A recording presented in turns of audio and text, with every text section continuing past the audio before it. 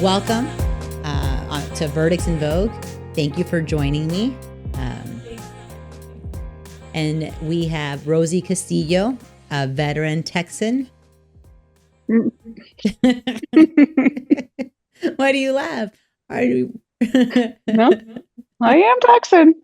Have you always been from Texas? I have been. Yeah. So you are. So I am happy that you're here with me today. And the reason why I wanted you to be on the show is not only because I think the world of you. I think you're probably one of the coolest people I know. Yeah, but you're also like a badass paralegal and have been in the product space for like almost 20 years. Yes. So, I started back when my son was 1, 2. so Yeah. tell And he's now, he'll be 25. So so yeah. tell me, how did you, so give us a little bit of background growing up, like where'd you grow up? Tell us about you, and then ultimately how you got into the legal field. I come from a divorced family. Started out, we have like here in Dallas, there's like a little, I guess, city. I call it a little city, but it's a small, I guess, portion of what big Dallas is, which is called Oak Cliff. And I lived there up until I was 7. My parents divorced. We moved out to DeSoto, which is a suburb of Dallas. And from there, when I graduated high school there in DeSoto High School, and then I went off to Texas State University in San Marcos. And from there, I ended up moving out to Midland, Texas, which is out West Texas. And of course, got pregnant, moved back home, and moved back home, and was staying with my mom. And I started off I started off at a check cashing place. And then when I moved back into Dallas, I went to Wells Fargo. So I was a teller. And then I became a teller lead. And then from then, I just wanted something new and more like, I guess, office kind of environment kind of deal. I started seeing myself going into my mom's kind of role because she was kind of in banking all her life. And not that that's a bad thing. It's just me and numbers just don't get along, girl. I can't, I can't do numbers. But so so then I went into it's called First American Real Estate, and but I was in the tax division. So Okay. I was a researcher for property taxes. So I did that, and that was okay, but we had to meet kind of quotas and stuff, and I was like, yeah, no, this isn't for me.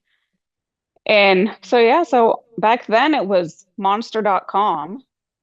Oh my, I And remember Monster. I well, think I had some resumes on Monster.com. yeah.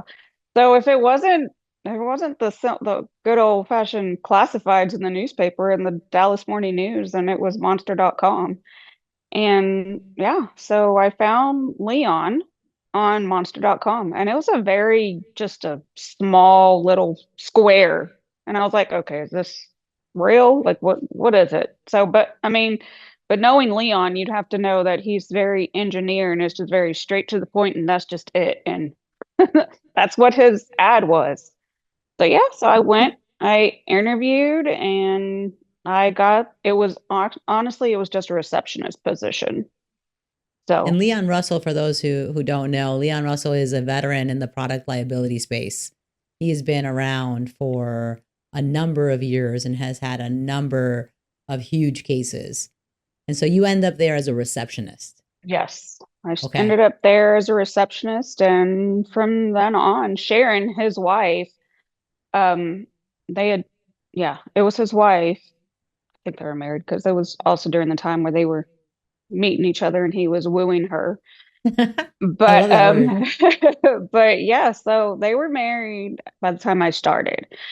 And so she actually was who trained me to be basically a document analyst, was to actually research all the hot docs that we received from General Motors or Nissan or Ford. And how, So so now at this age, you were how old when you At this started? age, I am 21. And so 21 years old, now she's training you to review all these docs that are being just dropped on your lap by these big companies, GM, Ford. And how did you adjust? Tell me, how do you remember how you felt those first Oh, it initial? was very overwhelming. Like it's crazy because again, back then, now we get dropped through a link. Back then it was boxes and CDs and you'd have to it was nuts. At first it was kind of like, "Oh my God, what am I getting into? Like what is this?" But then at the end of the day, like I remember what my purpose is. Sorry, I'm get very emotional. But with regards to our clients, ooh, why? Sorry. But with Don't be regards to sorry, our because we care client, about our clients. yeah, I mean, that's the thing is with regards to our clients. And at the time, the case that we were working on was Paiz versus General Motors. And Ms. Paiz was a quadriplegic and she had 4 kids. And so to go from being a essentially single parent to not being able to do anything for your kids, like that was, and kind of in the state that I was at that time. I had met my husband at that time. We weren't together, so it was just me and my son. So it just kind of hit differently. So it Sure. kind of put a different kind of fire. So in reviewing these documents, it's just what is my purpose? My purpose is to find out the cause of her injuries. And What also for some background, I mean, they're not just dropping like a binder, they're dropping boxes and boxes and boxes and boxes of papers. And they just Yes. expect, and it's like finding a needle in a haystack in a lot of these cases. Honestly, yes, it is because at the end of the day, I mean, and I'll tell you that me and Sharon had to go each through each single one, and they're banker boxes. So it's 30 banker boxes, probably a little more because we had 4 offices, and at least 2 of those offices in our war room were full. Wow. So going through each individual banker box and each individual paper, so we're talking over 100,000 pages, probably more than likely. And to find that hot doc, as we call it, in which that's your main evidence. That's the main thing that they're trying to hide to keep us from finding. And finding it is just like, whoa, that was my purpose. And you were trained by Sharon, and you Hmm. continued working with Leon for almost 20 years, right? Yes, yes. And So fast forward to now. I started with Leon in October of '01. Yeah. So yeah, and now I'm with Wolf Artists, the attorneys there is Patrick Artist and Aaron Bradley and Gracie Geffland. And so yeah, I mean and they're it's another crazy. well-known That's name in the another product well-known. liability space. So you're surrounded Yes. with just like titans that know the area. I mean, it's no joke. And they take on some pretty serious cases, and you're dealing with people's lives in your hand. Um, and what those, yeah. How does that feel, like thinking about like your last 20 years, because you're a single mom when you started working with Leon. You're going through and learning this whole new trade, figuring out what your purpose is. How did you make yourself be the best support that you could be? Honestly and truly, it was mainly, I mean, I'm finding that this generation now is not what our generation was. And it's essentially just going for it, believing in yourself and actually knowing just to go for it. Like, yes, are we going to have those dumb questions or where we feel that people think that they're dumb questions? But honestly, it's those questions that help us learn. And being able to be driven and go and finding it and not expecting our attorneys to tell us where to find it because essentially that's what you guys are looking for is for us like well yes you're going to ultimately it's your bar that we have in our hands it's your bar license that we have it essentially in our hands, and we have to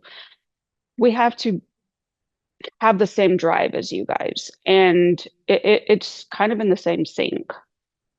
You know, I told the paralegals over at AIEG, and that's a lot of my help also, just being able to use your, sorry, I'm going everywhere. It's okay. I'll bring Being you able back. to use your resources is another thing. Like, use your network. Don't be afraid to use the network that you have before you. Is that something that you recommend for a paralegal who's wanting to get into the space? Find a good network and not be afraid to get involved in the network. Yes.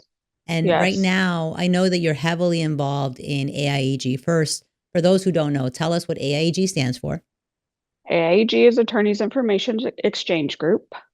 And And yeah, and I'm actually the now this coming now in April, I just became the chairperson for the paralegal division. And which another backstory of the paralegal division, Sharon, which is actually Leon's wife, is who started the paralegal division within AIEG. So it's kind of a full circle kind of thing. Like, you know, like I don't that's know. amazing It's because AIAG started in was it in the 19 was it late 1970s, early 1980s girl, during the you got it before me. I don't know. I think so. I think it was during the Firestone cases, right?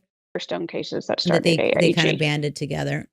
And so Leon's Hmm. wife started the group. I didn't know that she Hmm. started the paralegal group. Yes, where it was just like just it was initially just an area where during the attorneys seminars that the paralegals would just she just got a little group together and say, those of you that come to the attorney group, let's meet. Like during y'all's time, whenever you guys have like meetings for the paralegals to meet. And then it just became a thing of, you know, well, let's have our first seminar. So we had our first seminar in Dallas, and Leon's office is who, what is it, sponsored it. And how so you've been involved in the paralegal group now then 20 years. Gee, yeah.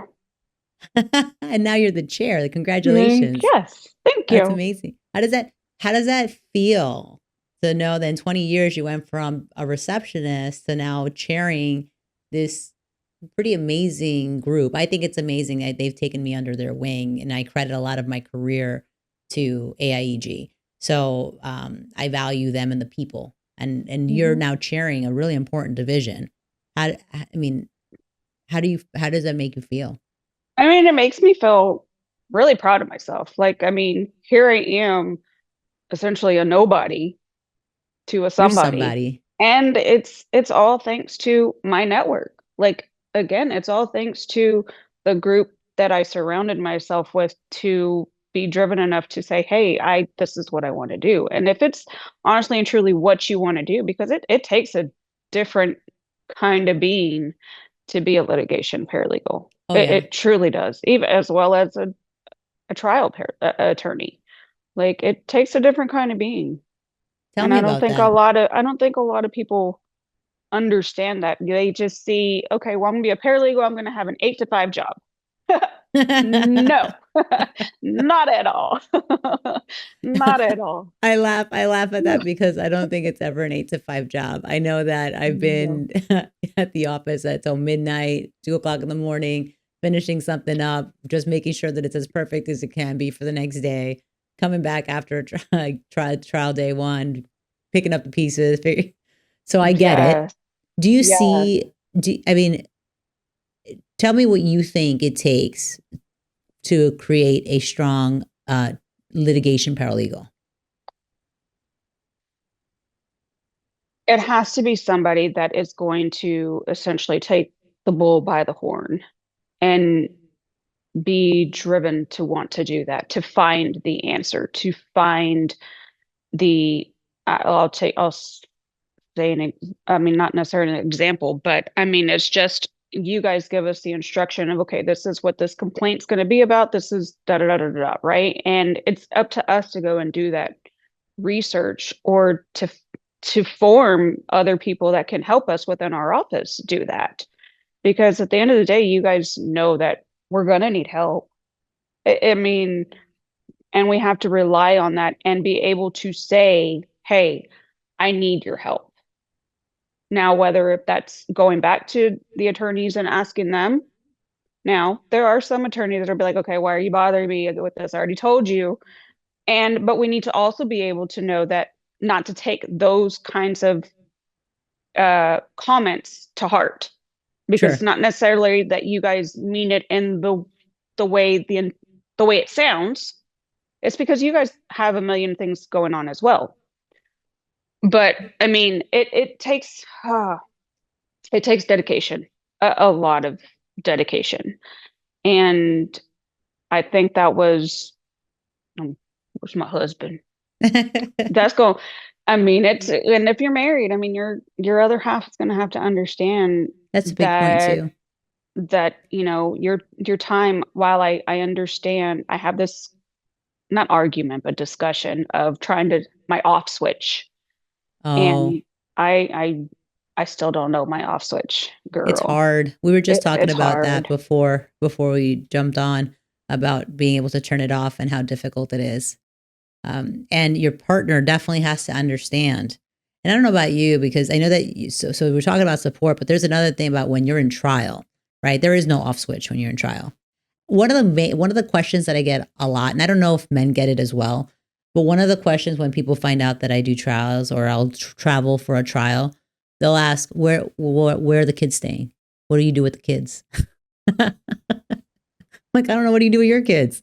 You find Well, someone to take care of them. yeah. I mean, mine are grown now, but back then it was my husband or my mom. Yeah. It really was. And again, you have those arguments of I'm tired of this. I can't do it by myself.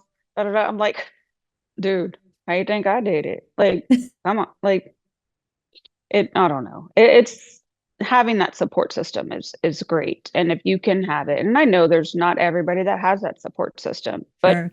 we have to figure out how to put food on the table. Yeah.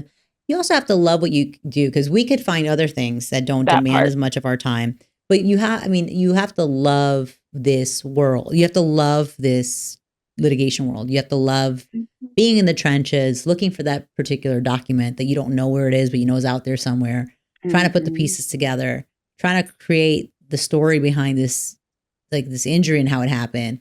And especially when someone on the other side is like fighting and like trying to hide it, so it's not like they're Right. giving us everything. So it's and No. the time and the hours that it takes to put it all together. So it's a big deal. And you mentioned that the newer generations, you're seeing a difference. Why do you think that is? Without bashing the newer generations, I agree with you, No, but I really don't know what it is. I truly don't. I don't know. Honestly, for in my household, it's probably me. I'm the issue. I'm the millennial parent. Like, I'm the one that's no, no, no, I'll do it for you.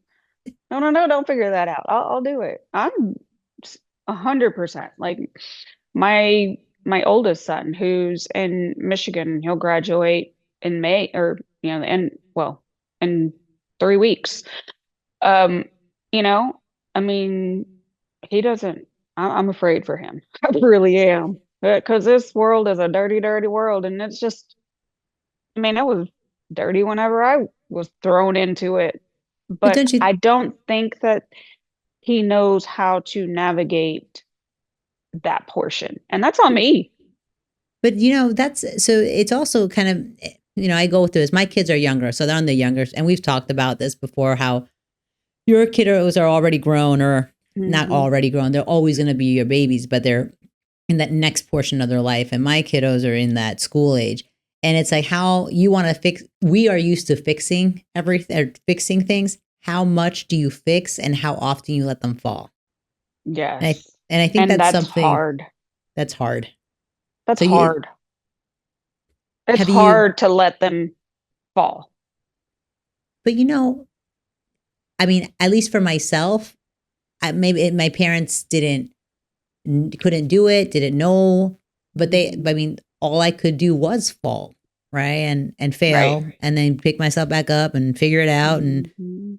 figure out FAFSA, figure out all that stuff. Mhm. But I No. think I think it creates that strength or that want to complete something because you have so much time vested into something.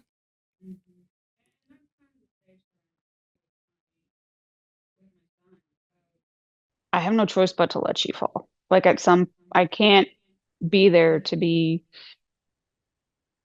your savior every time.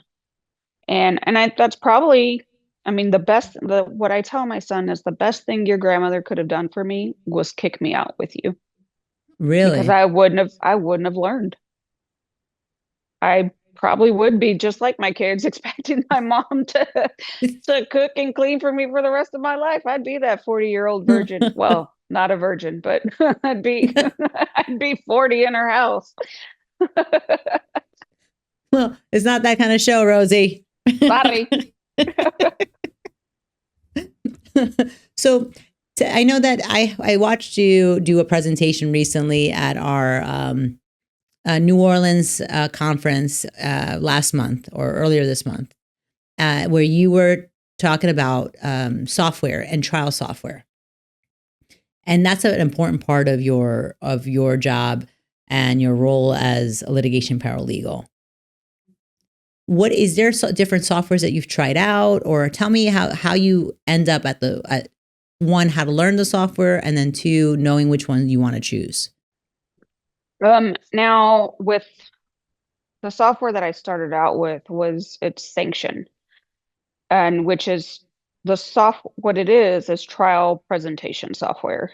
So it's for the firms, the smaller firms that don't have that tech support during trial in a courtroom. You'll walk in, you may or may not be in a firm that has those benefits of resources to be able to hire an IT support at the time of trial. So, but also I guess that's a lot of my deal also is I'm very cost conscious on how we do our cases, because at the end of the day, we're spending our clients' money.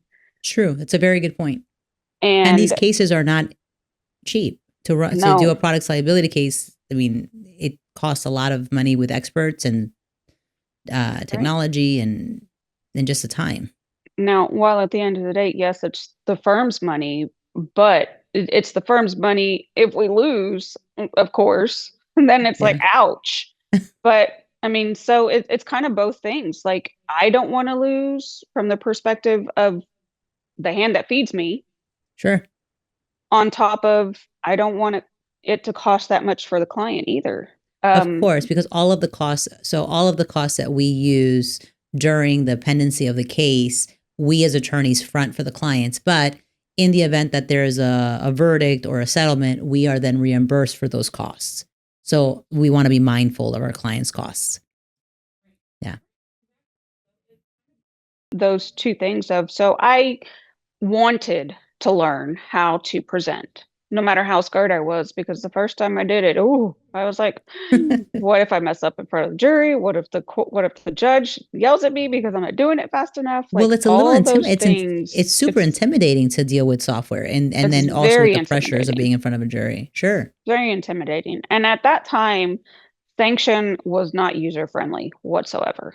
Like none, zero. I spent hours trying to figure it out and all that good jazz. So, and then from Sanction, the I news, just want to point out that the name sanction is a funny name because it means like because sanction means to get in trouble, trouble, right? Or an attorney sanction. right? Exactly. Yeah. So after that was the newest and greatest, then it became trial director.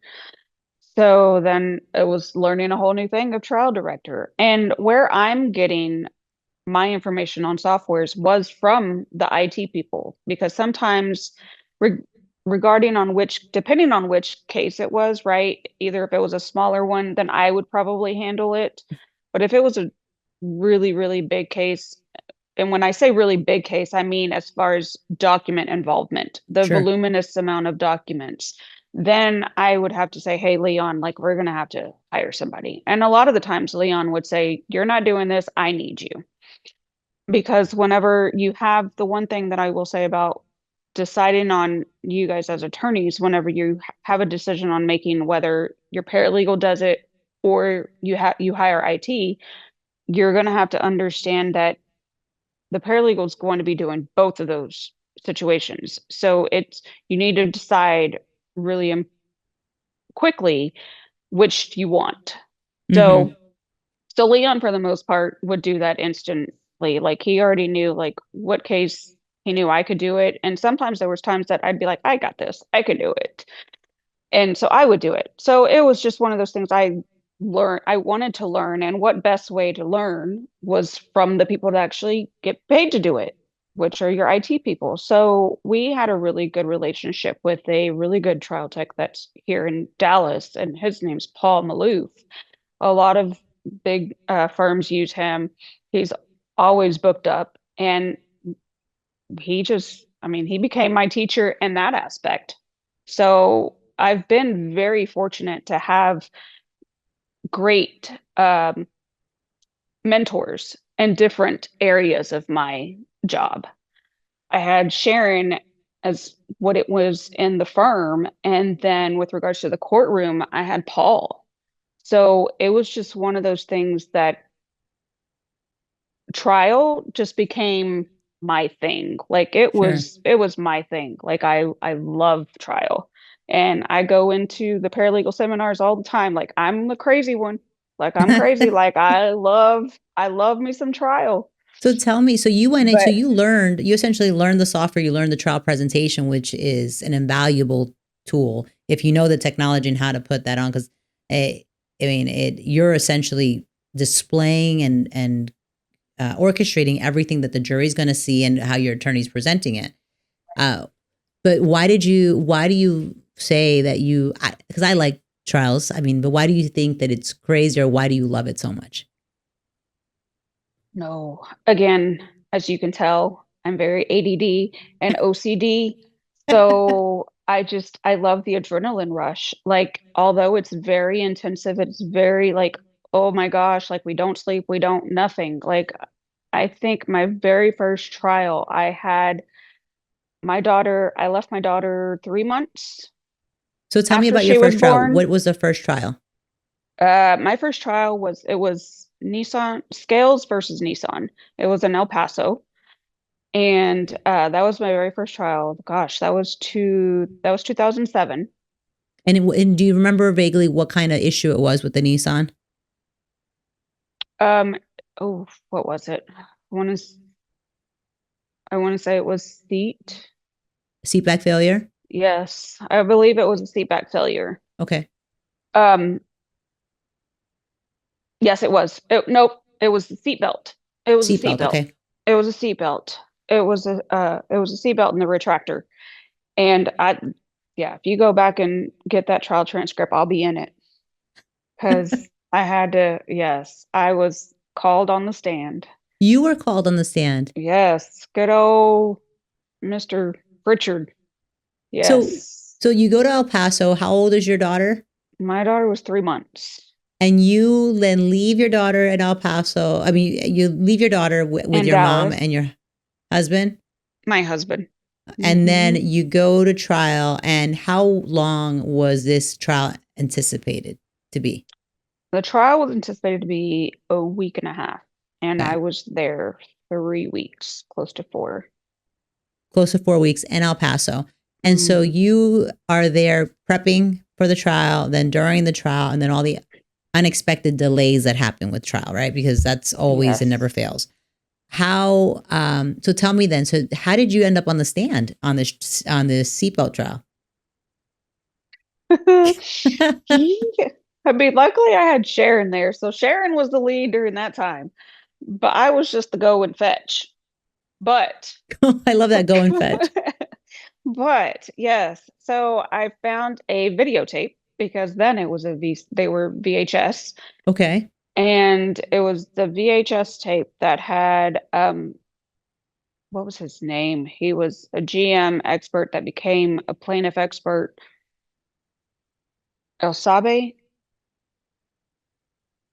Yes, I think it was him. But anyways, in that video, we were watching it and he's rubbing the seatbelt, messing with the seat, like all of the things. Well, back then we used to database, well, we've always databased our material, our documents, our document management was always databasing. So, but at that time, Leon would do access database, and there's a unique number that would come and it would automatically label each row that once you opened a row. So Okay. those automatic numbers became what we called our PLID numbers. So anytime we put anything into that system, it was automatically populating that number. And then we would put a sticker, populate a sticker, an Avery sticker, and we'd put it on top on the actual document or VHS or whatever it is. So this VHS had PLID 11. And mind you, this case has probably been going on probably for 3 years now. And yeah, again, new. I didn't know these things. This case was also in our system way before I started. Okay. So, or not way before I started, but way before I got involved as into, I guess, legal secretary kind of deal. I Okay. was I was still the front door. Hey, how are you doing? But so yeah, so I got called on the stand because the next day we went in and we were like, oh my gosh, this video, it proves that, he uh spoliated the evidence and he was doing all the kind of stuff and he was rubbing all the evidence off. And I was like, oh my gosh. I was like, oh my gosh, I did so great. Da, da, da, I found this thing, la la la. Yeah, no. It came out that Pritchard was like, oh no, Your Honor, I can prove that we've never seen this and they didn't give it to us. I was like, well, and Leon was like, it's your guy. Like, this is your inspection. Sure. And, but unbeknownst to me, I didn't know that this videotape had never been produced to them But wouldn't it and have how been, long we've had it. I wouldn't guess that that's videotape have been produced by them to you, or no, was I it think produced it from a was a different case? videotape. I think it was a tape. I think Leon or our person that we had at the inspection was videotaping him inspecting our car. Understood. And so it And was we just not didn't, right, disclosed. right. Got it. So what So happened? So then, whenever I got on the stand, he was like, I can prove to you that they've had it for yada, yada, yada, however long.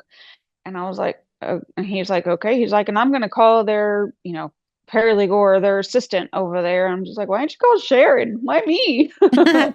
They saw So, the yes, terror in your eyes. That's why. probably. So, yeah, so he proved basically how long they've had it because of that because of the access database and that number, it being 11, and we were at document 1100 at the end. For that case.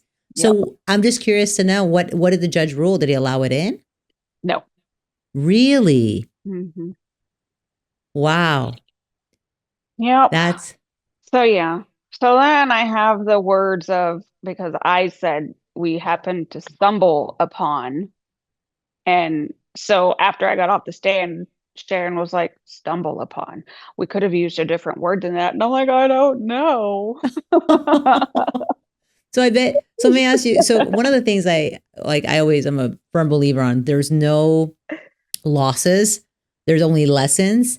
And I Yes. bet that lesson of number 11 and making sure that it's been disclosed never happened again. Oh, yeah, no. Mm-mm. Because that's like the easiest Immediately, way to fix something. exactly.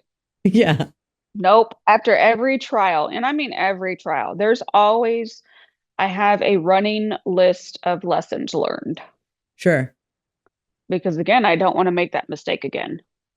So, yeah, so now to hell with Access Database, or not even necessarily to hell with that. I mean, to heck with it. It's just I don't rely on the unique number anymore. So I'm like, lesson learned is don't use the unique number and don't Bates number anything until you produce it. Got it. Well, that's smart. I mean, this way you know what's been produced and you can cross check what you have out there. And Although I'm gonna keep a running database still, I'm just not going to number it until I produce it. No, I get it. And so that's an important lesson because I mean disclosure is right. That's kind of the Yeah. main thing. You if you don't disclose something, then it can prejudice the other side, and then essentially what happens? They won't let you use it, and so Yeah. that's a big deal. And then and then one of the lessons that I always talk to my paralegals about is make sure if you're disclosing something, because so there's different types. Either you hold on to it for as long as you can, or you immediately disclose it, and sometimes without reading it. And that's a big no-no in my office. It's like, if you have something, make sure that an attorney and you have read what you're disclosing, because sometimes when we get a lot of documents, right? If you don't make the time to read it, you're just shuffling them out. What if you find something that'll either help your case or destroy your case, and you just sent it out without knowing what's there? So that's a big deal in my office too. Um, any other lessons or any other advice that you can give a younger or less experienced paralegal? Because I don't want to say younger since we're both young, but yeah, a less experienced paralegal who wants or is thinking about jumping into the litigation world. I've been trying to tell Sophia to do it forever, and she's like, no. It's like, I mean, as far as lessons go, my big thing is communicating and asking questions. And again, we're always afraid of asking, of knowing about the technical part of our job. And when I mean technical, I mean like the car parts and all the sure, missing pieces that we're all our experts are, because if we're reading a report and we don't understand it, then what's then what, sure, that's our purpose, right? And so always ask the question, and whether you feel that it's a dumb question, it's never a dumb question to us because we needed to know the answer. Don't just assume. And that's another thing. I don't ever assume anymore. That's another lesson that Leon taught me, is like, don't ever assume, because again, you're making a joker out of yourself at the end of the day. sure. Um, Well, that's one of the. I mean, that's a great point on like the learning the parts and the purpose. I always tell my team, ask yourself why. Why are we mhm, doing this? Don't just go through the motions, because it's really easy to go through the motion. right, Why are you doing it? Why are we looking for this expert? What is it that we need? Why are you taking this next step? Why are you doing this instead of?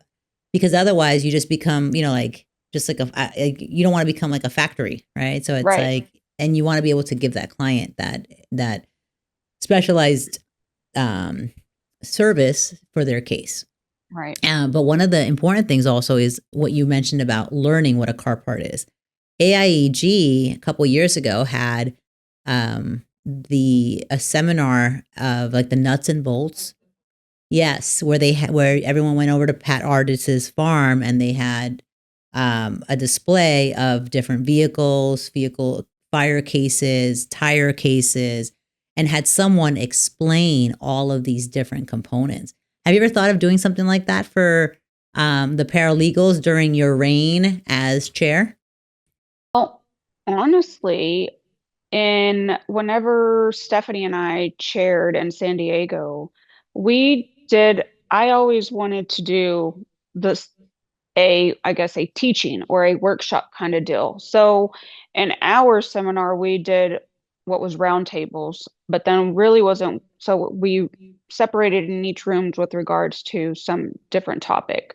But actually, this past seminar, we did the workshop. We did a workshop on voir dire, Okay, and that's honestly what I'm trying to do, is for every seminar of ours, we're incorporating a workshop, a teaching point where everybody's interactive to know what to do, so, or how to do it. So voir dire was the one that we did this past seminar. So yes, I really want to do more of the workshops of hands-on and getting the paralegals involved on something, um, and getting people's involved that don't know. But you still sure. have those paralegals that are afraid to raise their hand or to, show that they don't know. And what I do want to tell them is don't be afraid to do that, because that's the only way you're going to learn, is by saying you don't, and by saying you don't know and being okay with you not knowing. No, absolutely. I agree. And I know that now, I mean, now that you've ended with Leon as he's kind of, I don't want to say retiring, but I guess closing down shop. It makes me sad to say that, but he's kind of starting to close down. He's closed down shop. And then now you've started with Pat Artist, and you're going into this other stage in your life where now your kids are all grown up and now you're starting a new job. What's in this next chapter of your life? I'm not slowing down though. I know that. I know that. I know. I'll send Pat an email at 3. My latest one I did was 6 a.m. and he was like, "Go to sleep." I was like, "I can't." I was like, "I can't until I prove this lady wrong." That's so fun. I get the same thing where they know that I've been awake a late night, like thinking about something because I can't either. And I'll come into the office like, oh, somebody was up late because I've been sending emails at 3 o'clock in the morning. And they're like, what are you doing? You're supposed to be on vacation. And I'm like, ma'am, your fingers were tired. You kept typing. How many emails did you send? I know. It's a part of loving what you do. Because if we didn't love what we did, we wouldn't be so passionate about it. So kudos to you. That's great. Thank you. You're welcome. Thank you. You're welcome. All right. I have to ask you some questions. Rapid fire style. Don't be afraid. Ready for me? Surprise, surprise. I got to keep things spicy. So here we go. Tell me, what's one lesson you learned the hard way, but you're grateful for now? My testimony. Okay, that's a good point. My testimony, seriously, because I was probably the laughing stock of every defense seminar for I don't know how many years. But yes, no, really. And it was a big lesson for the firm, right? Because we learned that the PLAD just doesn't work. Sure. And I had been trying to get that one through El Senor's noggin for a while, but I guess it took me being on the stand to do it. But wow. No, yes, that one. If your younger self could see you now, what do you think she would be most proud of?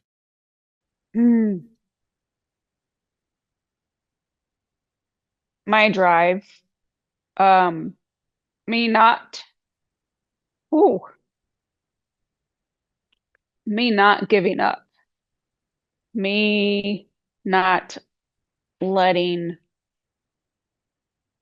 I'm not going to try to turn this into a male female kind of thing, but me not allowing my baby daddy to push me down, and me showing my son and my kids that we can be successful as mothers and professionals.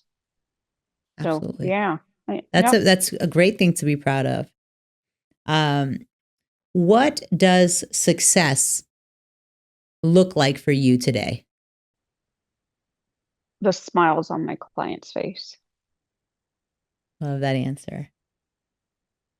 What is one risk that you took that completely changed your life? Being a receptionist. Yes, it changed the trajectory of your life. It did. I mean, I went from check cashing to here I am.